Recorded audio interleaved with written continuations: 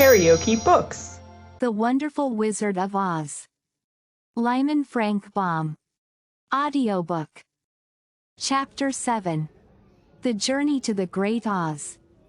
They were obliged to camp out that night under a large tree in the forest, for there were no houses near. The tree made a good, thick covering to protect them from the dew, and the Tin Woodman chopped a great pile of wood with his axe, and Dorothy built a splendid fire that warmed her and made her feel less lonely. She and Toto ate the last of their bread, and now she did not know what they would do for breakfast. "If you wish," said the lion, "I will go into the forest and kill a deer for you. You can roast it by the fire, since your tastes are so peculiar that you prefer cooked food, and then you will have a very good breakfast." "Don't. Please don't," begged the Tin Woodman. "I should certainly weep if you killed a poor deer, and then my jaws would rust again." But the lion went away into the forest and found his own supper, and no one ever knew what it was, for he didn't mention it. And the Scarecrow found a tree full of nuts and filled Dorothy's basket with them, so that she would not be hungry for a long time.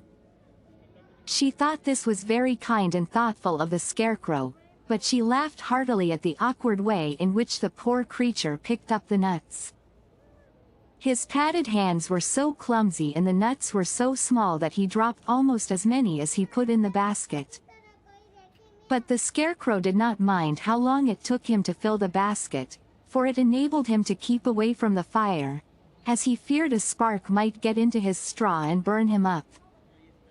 So he kept a good distance away from the flames, and only came near to cover Dorothy with dry leaves when she lay down to sleep. These kept her very snug and warm, and she slept soundly until morning. When it was daylight, the girl bathed her face in a little rippling brook, and soon after they all started toward the Emerald City. This was to be an eventful day for the travelers. They had hardly been walking an hour when they saw before them a great ditch that crossed the road and divided the forest as far as they could see on either side. It was a very wide ditch, and when they crept up to the edge and looked into it they could see it was also very deep, and there were many big, jagged rocks at the bottom. The sides were so steep that none of them could climb down, and for a moment it seemed that their journey must end. "What shall we do?" asked Dorothy despairingly. "I haven't the faintest idea," said the Tin Woodman, and the lion shook his shaggy mane and looked thoughtful. But the Scarecrow said, "We cannot fly, that is certain. Neither can we climb down into this great ditch. Therefore, if we cannot jump over it, we must stop where we are." "I think I could jump over it," said the Cowardly Lion, after measuring the distance carefully in his mind. "Then we are all right," answered the Scarecrow, "for you can carry us all over on your back, one at a time." "Well, I'll try it," said the lion. "Who will go first?" "I will," declared the Scarecrow, "for, if you found that you could not jump over the gulf, Dorothy would be killed, or the Tin Woodman badly dented on the rocks below. But if I am on your back it will not matter so much, for the fall would not hurt me at all." "I am terribly afraid of falling, myself," said the Cowardly Lion, "but I suppose there is nothing to do but try it. So get on my back and we will make the attempt." The Scarecrow sat upon the lion's back, and the big beast walked to the edge of the gulf and crouched down. "Why don't you run and jump?" asked the Scarecrow. "Because that isn't the way we lions do these things," he replied. Then giving a great spring, he shot through the air and landed safely on the other side. They were all greatly pleased to see how easily he did it, and after the Scarecrow had got down from his back the lion sprang across the ditch again. Dorothy thought she would go next, so she took Toto in her arms and climbed on the lion's back, holding tightly to his mane with one hand. The next moment it seemed as if she were flying through the air, and then, before she had time to think about it, she was safe on the other side. The lion went back a third time and got the Tin Woodman, and then they all sat down for a few moments to give the beast a chance to rest, for his great leaps had made his breath short, and he panted like a big dog that has been running too long. They found the forest very thick on this side, and it looked dark and gloomy. After the lion had rested, they started along the road of yellow brick, silently wondering, each in his own mind, if ever they would come to the end of the woods and reach the bright sunshine again. To add to their discomfort, they soon heard strange noises in the depths of the forest, and the lion whispered to them that it was in this part of the country that the Kalidas lived.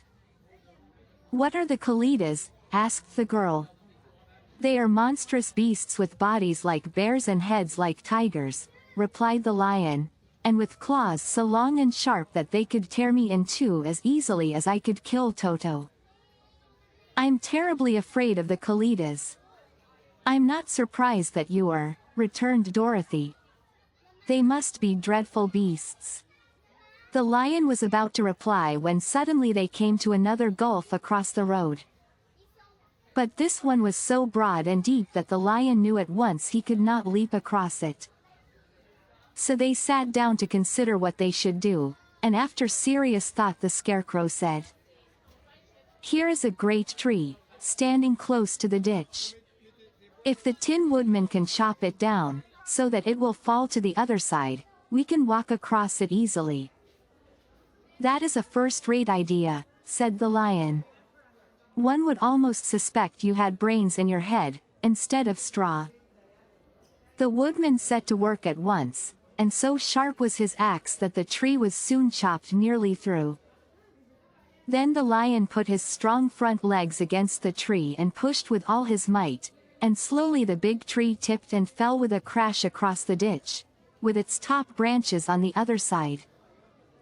They had just started to cross this queer bridge when a sharp growl made them all look up, and to their horror they saw running toward them two great beasts with bodies like bears and heads like tigers.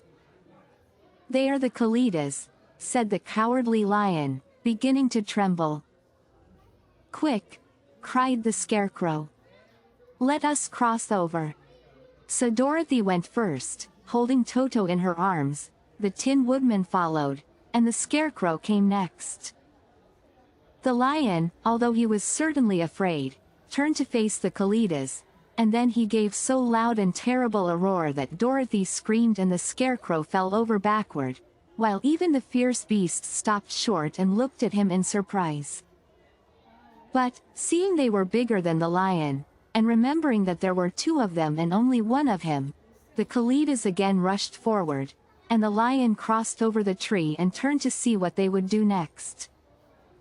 Without stopping an instant, the fierce beasts also began to cross the tree. And the lion said to Dorothy, "We are lost, for they will surely tear us to pieces with their sharp claws. But stand close behind me, and I will fight them as long as I am alive." "Wait a minute," called the Scarecrow. He had been thinking what was best to be done, and now he asked the woodman to chop away the end of the tree that rested on their side of the ditch. The Tin Woodman began to use his axe at once, and, just as the two Kalidas were nearly across, the tree fell with a crash into the gulf, carrying the ugly, snarling brutes with it, and both were dashed to pieces on the sharp rocks at the bottom. "Well," said the cowardly lion, drawing a long breath of relief, "I see we are going to live a little while longer, and I am glad of it, for it must be a very uncomfortable thing not to be alive. Those creatures frightened me so badly that my heart is beating yet." "Ah," said the Tin Woodman sadly, "I wish I had a heart to beat." This adventure made the travelers more anxious than ever to get out of the forest, and they walked so fast that Dorothy became tired, and had to ride on the lion's back. To their great joy, the trees became thinner the farther they advanced, and in the afternoon they suddenly came upon a broad river, flowing swiftly just before them. On the other side of the water they could see the road of yellow brick running through a beautiful country, with green meadows dotted with bright flowers and all the road bordered with trees hanging full of delicious fruits. They were greatly pleased to see this delightful country before them. "How shall we cross the river?" asked Dorothy. "That is easily done," replied the Scarecrow. "The Tin Woodman must build us a raft, so we can float to the other side." So the woodman took his axe and began to chop down small trees to make a raft, and while he was busy at this the Scarecrow found on the riverbank a tree full of fine fruit. This pleased Dorothy, who had eaten nothing but nuts all day, and she made a hearty meal of the ripe fruit. But it takes time to make a raft, even when one is as industrious and untiring as the Tin Woodman, and when night came the work was not done. So they found a cozy place under the trees where they slept well until the morning, and Dorothy dreamed of the Emerald City, and of the good Wizard Oz, who would soon send her back to her own home again. If you liked what you heard, please subscribe to the channel.